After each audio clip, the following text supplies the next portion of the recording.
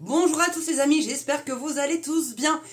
Vous allez certainement vous demander, mais pourquoi elle n'a pas sa fichue casquette sur la tête celle-ci? Eh bien parce qu'aujourd'hui, figurez-vous que un peu plus tard dans la journée, j'enregistre avec Philippe Pasco pour son nouveau bouquin qui s'appelle Pilleurs d'État, encore et encore. Et j'avais eu envie de faire un petit clin d'œil à Philippe avec un Borsalino qu'il a, lui, de visser sur la tête en permanence.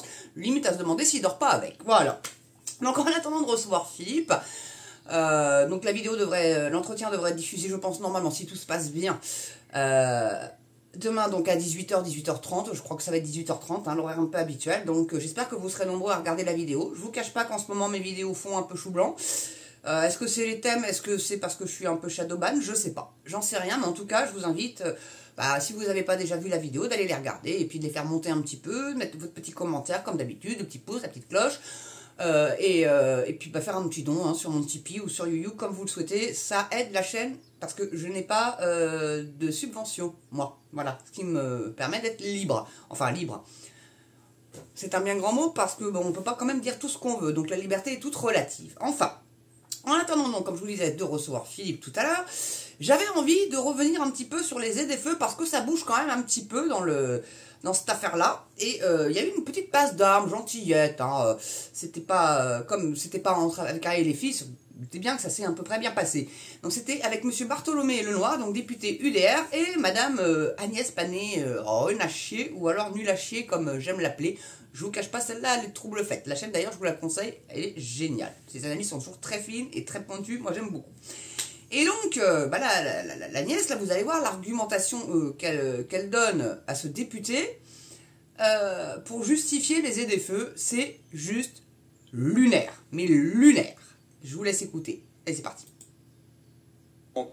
Beaucoup de jeunes parents n'osent plus avoir autant d'enfants qu'ils le souhaitent quand dans leur commune, les classes ferment.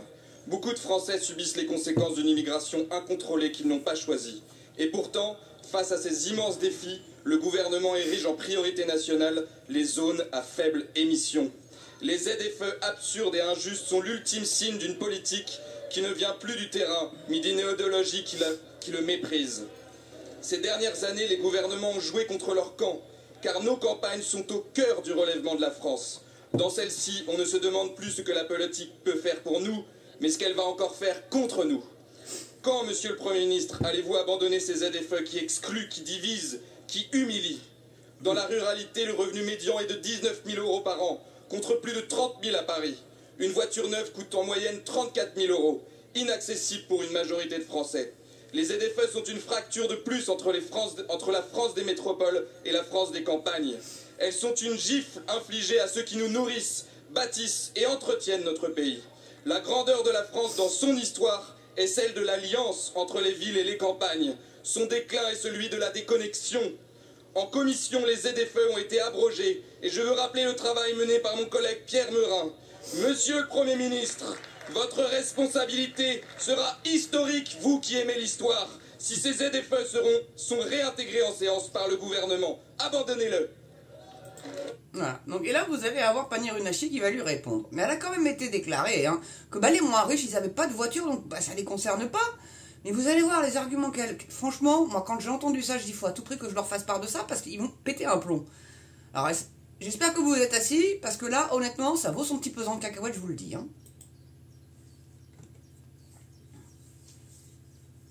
Ah, ça lag, ça m'énerve, ça, quand ça fait ça. Ça marchait bien tout à l'heure. Je vous remercie. Alors, c'est la pivette qui est... Je vous remercie. Sur le perchoir. Madame Agnès Pannier-Runacher, ministre en charge de la transition écologique. Il y a conflit d'intérêt parce que c'est Merci, l'ex de Monsieur NJ. la présidente. Monsieur le député Bartholomé Lenoir, votre question montre aux Français à quel point vous êtes déconnecté des classes populaires. Vous les utilisez, non, vous mais avez bien vous ne entendu. les protégez pas. Alors s'il vous plaît, tenons-nous-en au fait.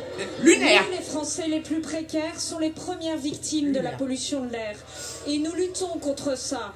Rien qu'à Paris, la zone à faible émission a permis de réduire de 42% le taux d'oxyde d'azote par rapport à 2017. Donc les plus fragiles, donc ceux qui ont moins d'argent, c'est bien connu, ils habitent dans l'hypercentre de Paris. Je ne sais pas si vous êtes au courant du prix du mètre carré.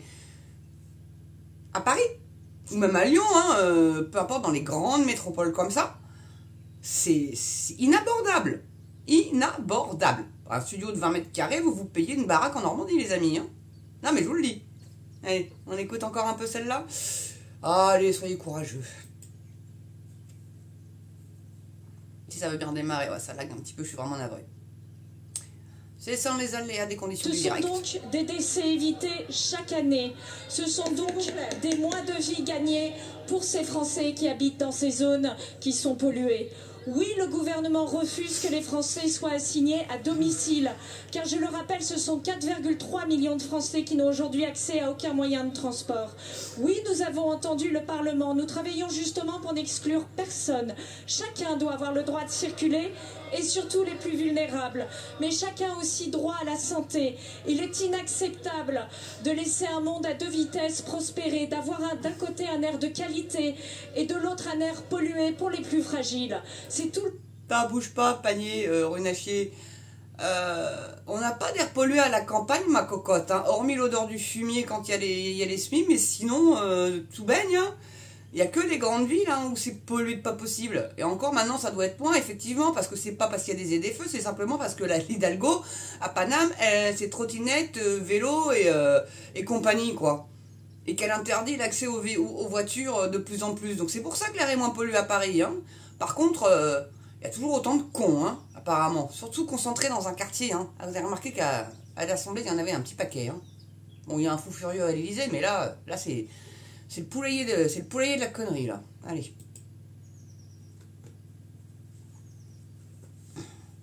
Ça lag encore un petit peu, mais ça va repartir, vous inquiétez pas. Ouais, le sens de l'amendement que présentera le gouvernement cette semaine. Cibler l'obligation de mise en place des zones à faible émission sur les seules agglomérations en dépassement régulier des seuils réglementaires à Paris et à Lyon.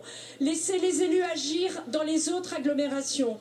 Je lancerai par ailleurs un reclore de la qualité de l'air avec mes collègues François Rebsamen, Catherine Vautrin, pour poser les bases d'un objectif renouvelé à la hauteur de notre double objectif, la santé des Français et la justice sociale. Je veux qu'on accompagne mieux les Français les plus modestes. C'est tout le sens du leasing que je lancerai en septembre et des aides de l'État pour aider les Français à changer de voiture. Ce n'est pas à coup de menton et de fake news que nous protégerons les Français.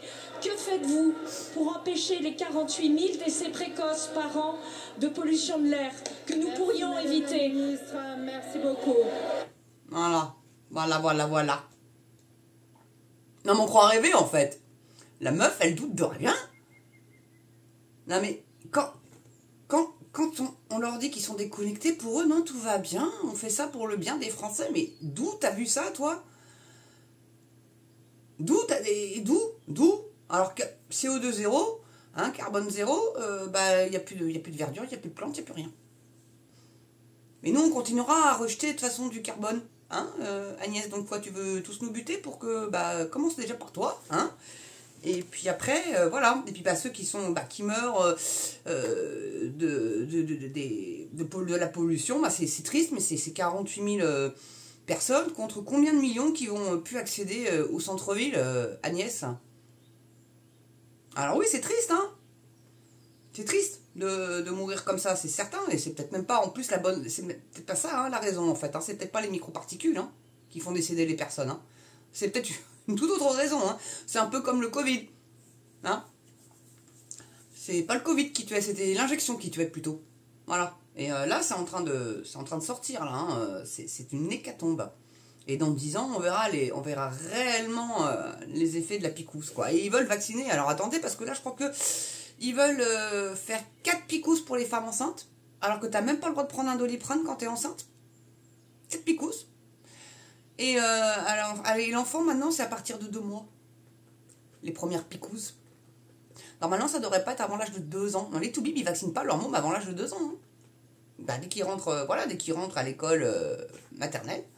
Non, parce que les gamins, ils vont en crèche. C'est pour ça qu'il faut les vacciner. Mais putain, laissez-leur fabriquer leur putain de système immunitaire, les amis. Voilà. Enfin bon. Voilà, je voulais vous refaire une petite vidéo là-dessus, puis vous annoncer que la vidéo avec Philippe sera diffusée demain. Voilà, mes amis. Allez sur ce, n'oubliez pas, pouce, cloche, abonnement, Petit don sur mon Tipeee, ça ferait plaisir. Hein. Je vous demande pas de vider votre code EVI, mais un petit peu, juste la moitié. Donnez-moi la moitié de votre code EVI. Non, je rigole. Je vais vous donner en fonction de vos moyens. Une petite souscription, c'est moins cher et c'est tout aussi sympa.